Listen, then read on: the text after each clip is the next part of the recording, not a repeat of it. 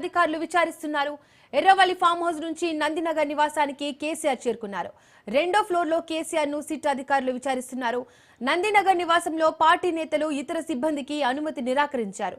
కేసీఆర్ కుటుంబ సభ్యులు కేటీఆర్, హరీష్ రావు, సంతోష్ రావులను మాత్రమే అనుమతించారు. కేసీఆర్ విచారణను సిట్ అధికారులు వీడియో రికార్డ్ చేయనున్నారు. ఇప్పటికే దీనికి సంబంధించి ఏర్పాట్లు పూర్తి చేశారు.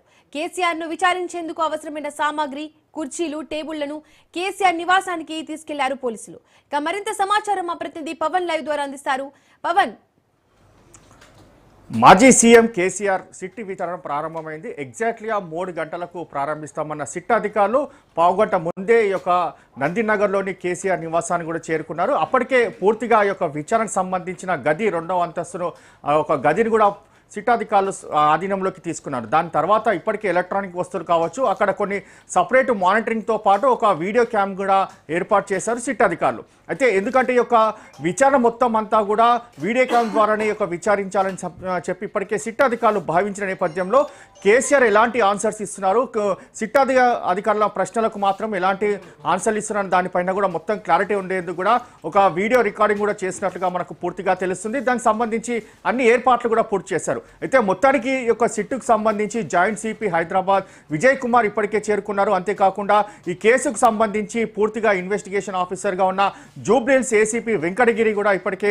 నందినగర్లోని కేసీఆర్ ఇంటికి కూడా చేరుకొని యొక్క విచారణ ప్రారంభిస్తున్నారు. అయితే విచారణలో భాగంగా చూస్తే మాత్రము ఇటు ఎస్ఐబి మాజీ చీఫ్ ప్రభాకర్ రావు ఎలాంటి అంశాలను వెల్లడించారో వాటన్నిటిని కూడా సాక్ష్యాధారాలను కూడా ఇటు కేసీఆర్ ముందు పెట్టి మరీ విచారించే అవకాశం కూడా కనిపిస్తుంది. ఎందుకంటే ఇప్పటికే చాలా సాక్ష్యాధారాలను కూడా సేకరించిన నేపథ్యంలో వాటన్నిటిని కూడా ఒక్కొక్కటి కేసీఆర్ ముందు పెట్టి విచారిస్తే మాత్రం దానికి సంబంధించిన పూర్తిగా ఆన్సర్స్ వచ్చే అవకాశం ఉందని చెప్పి కూడా సిట్ అధికారులు మొదటి నుంచి కూడా భావిస్తున్న నేపథ్యంలో ఆ యొక్క నోటీసులు జారీ చేశారు. ఈరోజు 3 గంటలకి విచారణకు హాజరు కావాలని చెప్పిన నేపథ్యంలో ఈరోజు 3 గంటలకు ఎగ్జాక్ట్గా 3 గంటలకు కూడా విచారణ ప్రారంభమైంది.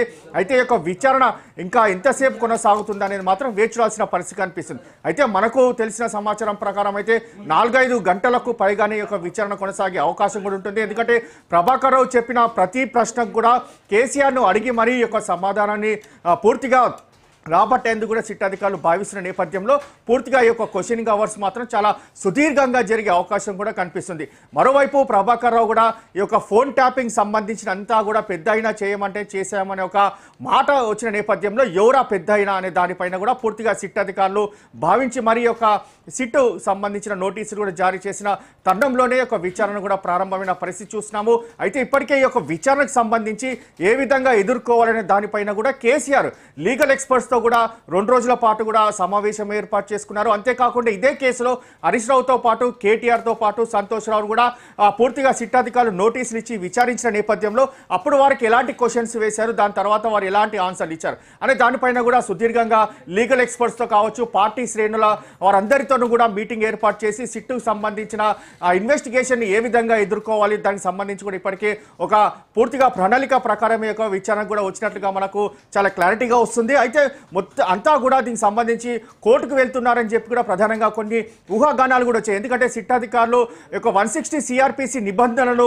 తుంగలో తొక్కి మరి ఒక నోటీసులు ఇచ్చారు కాబట్టి దీన్ని సవాల్ చేసి కోర్టుకు వెళ్ళాలని చెప్పి ఒక ఆలోచన నేపథ్యంలో కేసీఆర్ మాత్రం తాను కోర్టుకు వెళ్ళను, తాను ఒక పౌరుడిగా విచారణకు హాజరవుతాను, ఇదంతా కూడా పోలీసులు తప్పుదో పట్టించినా కూడా ఎక్కడా కూడా తాను మాత్రం విచారణకు హాజరు కాలేనని ముందు నుంచి కూడా చెప్పలేదు. తాను విచారణకు హాజరవుతానని చెప్పిన నేపథ్యంలోనే పూర్తిగా లీగల్ ఎక్స్పర్ట్స్ కోర్టుకు వెళ్దామని చెప్పినా కూడా కేసీఆర్ మాత్రం ఆ మాట వినకుండా ఈరోజు మధ్యాహ్నం 12:30 గంటలకు ఎర్రవల్లి నుంచి కూడా బయలుదేరి నందినగర్ నివాసానికి కూడా వచ్చిన పరిస్థితి కూడా మనం చూసాము. అయితే ఈ యొక్క విచారణ మాత్రం ఇంకా కొనసాగుతుంది.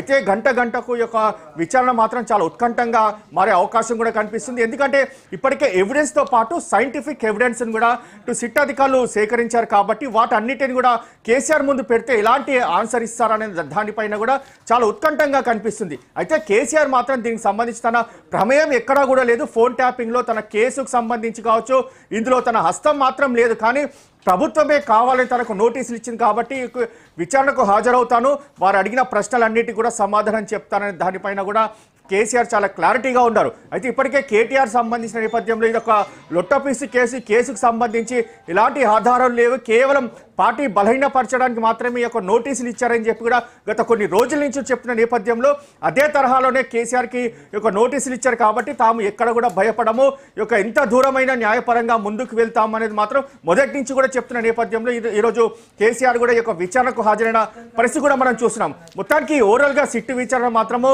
చాలా ఉత్కంఠంగా కొనసాగుతున్న పరిస్థితి కూడా మనకు అనిపిస్తుంది. ఎందుకంటే విచారణలో చాలా కీలకంగా కేసీఆర్ ఎలాంటి ఆన్సర్స్ ఇస్తారని దానిపైన కూడా మరికొద్ది సమయం అయితే లోపల నుంచి మనకు కొంత క్లారిటీ వచ్చే అవకాశం కూడా కనిపిస్తుంది. ప్రజెంట్ నందినగర్ నివాసంలో మాత్రము కేటీఆర్ ఉన్నారు. ఎందుకంటే ఒక కుటుంబ సభ్యుడు కాబట్టి సిట్ అధికారులు కేటీఆర్ను అక్కడ ఉండేందుకు అనుమతి ఇచ్చారు. మిగతా వారందరినీ కూడా నందినగర్ నివాసం నుంచి వెళ్ళిపోవాలని చెప్పడం నేపథ్యంలో మిగతా వారంతా కూడా ఇప్పటికే తెలంగాణ భవన్ కూడా చేరుకున్నారు.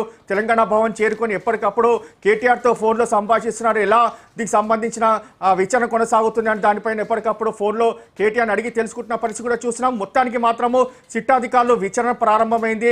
ఇప్పటికే హైదరాబాద్ జాయింట్ సిపి విజయ్ కుమార్ కూడా అంటే గతంలో ఈ సిట్కు సంబంధించిన విచారణ విజయ్ కుమార్ చేశారు కాబట్టి ఈసారి కూడా విజయ్ కుమార్ ఒక సిట్ అధికారిగా ఇప్పటికే చేరుకొని ఒక క్వశ్చనింగ్ సంబంధించిన అవర్స్ కూడా ప్రారంభమైంది.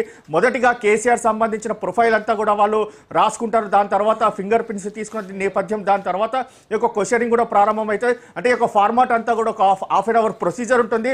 దాని తర్వాత ఈ యొక్క విచారణ కూడా ప్రారంభమైన నేపథ్యంలో సాయంత్రం ఎన్ని గంటల వరకు కూడా విచారణ కంప్లీట్ అవుతుందనే దానిపైన కూడా మనం వేచి చూడాల్సిన పరిస్థితి కూడా కనిపిస్తుంది.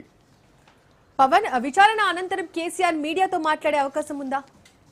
అయితే ప్రస్తుతం మాత్రము విచారణ తర్వాత ఏం జరుగుతుందనేది మాత్రము ఇంకా మనం చెప్పలేని పరిస్థితి ఉంది. అసలు కేసీఆర్ తర్వాత మీడియాతో మాట్లాడతారా లేకపోతే కేటీఆర్ మీడియాతో మాట్లాడతారనే దానిపైన కూడా కొంత క్లారిటీ రావాల్సిన పరిస్థితి కూడా కనిపిస్తుంది. ఎందుకంటే మొదటి నుంచి కూడా మొదటి నోటీసుకి కేసీఆర్ ఎర్రవల్లికి రావాలని చెప్పి ఇప్పటికే సిట్ అధికారులకు ఒక నోటీసుకి రిప్లై ఇచ్చిన నేపథ్యంలో వారు మాత్రం ఆ నోటీసును రిజెక్ట్ చేసి సెకండ్ నోటీస్ ఇచ్చిన దాని తర్వాత తాము ఈ యొక్క కేసు హైదరాబాద్ జ్యుడిషియల్లో ఉంది కాబట్టి నందినగర్ నివాసానికి రావాలని చెప్పి కూడా సిట్ అధికారులు చెప్పిన నేపథ్యంలో దానికి సంబంధించి ఒక 6 పేజీల లేఖ కూడా రాశారు. అసలు నిబంధన ప్రకారం కూడా ఎక్కడ కూడా నోటీసులు తనకు జారీ చేయలేదు. అయినా కూడా తాను విచారణకు హాజరవుతాను ఒక పౌరుడిగాని మాత్రం దీనికి సంబంధించి ఒక 6 పేజీల లేఖలో పేర్కొంటూ ఈరోజు విచారణకు హాజరైన నేపథ్యంలో ఈ విచారణ మాత్రం సాయంత్రం వరకు ఎన్ని గంటల వరకు కూడా కొనసాగుతున్న దాని ఆ పరిస్థితి కూడా మనం చూడాల్సిన పరిస్థితి ఉంటుంది.